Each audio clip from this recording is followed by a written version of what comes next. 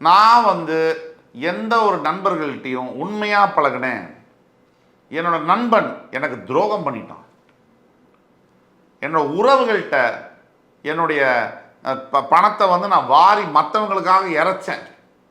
அவங்க நல்லா இருக்கணும்னு சொல்லி சம்பாதிச்சு உழைச்ச காசெல்லாம் கொடுத்தேன். ஆனால் இன்றைக்கி நான் நிர்கதியாக இருக்கேன், என் லைஃப் எதிர்காலம் கேள்விக்குறியாக இருக்குது அப்படின்னு நினைக்கிற சிம்மராசி என்பவர்கள் உங்கள் மனசில் தோணுதா? இந்த வீடியோ உங்களுக்கானது. இந்த மாதிரி ஒருத்தர் நினைக்கும் போது ஒன்று சொல்கிறேன் கேட்டுங்க. எல்லாரும் எம்பிபிஎஸ் படிக்க முடியாது, எல்லாரும் எம்பிஏ படிக்க முடியாது, எல்லாரும் பிஎல் படிக்க முடியாது, எல்லாரும் பிஇ படிக்க முடியாது.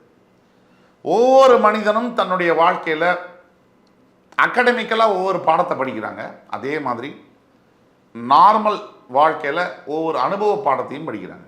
நடந்து முடிந்ததை நினைத்து நினைத்து அதை வந்து எனக்கு நான் என்ன பண்ணேன்னு நீங்கள் கேள்வி கேட்குறது எனக்கு புரியுது.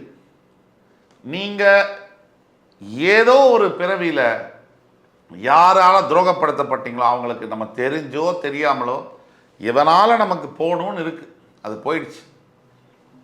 அதை மேலே மேலே மேலே நான் வந்து அதை நோண்டி ஜெயிக்க போகிறேன் அப்படின்னு நினச்சிங்கன்னா இன்னும் அந்த தோல்வியுடைய ஆழம் அதிகமாகும்.